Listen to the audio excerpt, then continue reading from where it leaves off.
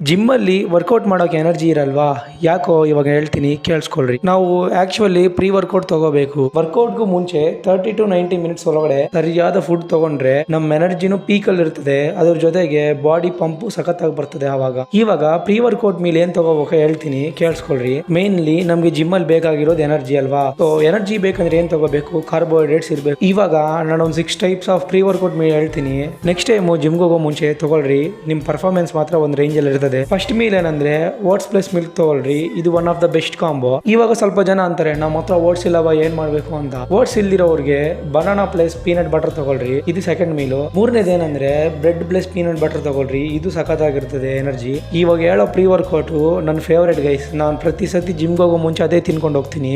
ಏನಂದ್ರೆ rice plus curd. ನಿಮ್ ಇಷ್ಟ ಇದ್ರೆ ರೈಸ್ ಪ್ಲಸ್ ಯೋಗರ್ಟ್ ಆಡ್ ಮಾಡ್ಕೋಬಹುದು. ಅದು ಇಲ್ವಾ ಬಾಯ್ಲ್ಡ್ ಮಾಡಿರೋ ಪೊಟ್ಯಾಟೋಸ್ ಆರ್ ಎಗ್ಸ್ ತಿನ್ರಿ. ಒಂದ್ ವಿಷಯ ಮಾತ್ರ ಜ್ಞಾಪಕ ಇಟ್ಕೊಳ್ರಿ, ಯಾವತ್ತೂ ಜಾಸ್ತಿ oil foods, fast foods, biryanis, heavy meals ಇದೆಲ್ಲ ಅವಾಯ್ಡ್ ಮಾಡ್ರಿ. ನೆಕ್ಸ್ಟ್ ವಿಡಿಯೋದಲ್ಲಿ ಪೋಸ್ಟ್ ವರ್ಕೌಟ್ ಗೆ ಏನ್ ತಿನ್ಬೇಕು ಹೇಳ್ತೀನಿ. ಕಂಟೆಂಟ್ ಇಷ್ಟ ಆದ್ರೆ ಅಕೌಂಟ್ ನ ಫಾಲೋ ಮಾಡ್ಕೊಂಡು ಈ ರೀಲ್ ನ ಸೇವ್ ಮಾಡ್ಕೊಂಡು ಇಟ್ಕೊಂಡಿರಿ. ನೆಕ್ಸ್ಟ್ ರೀಲ್ ಅಲ್ಲಿ ಕಾಣಿಸ್ತೀನಿ. ಈ ರೀಲ್ ಅರ್ಥ ಆಗಿಲ್ವಾ? ಇನ್ನೊಂದ್ಸತಿ ಹೇಳ್ತೀನಿ ಕೇಳಿಸ್ಕೊ.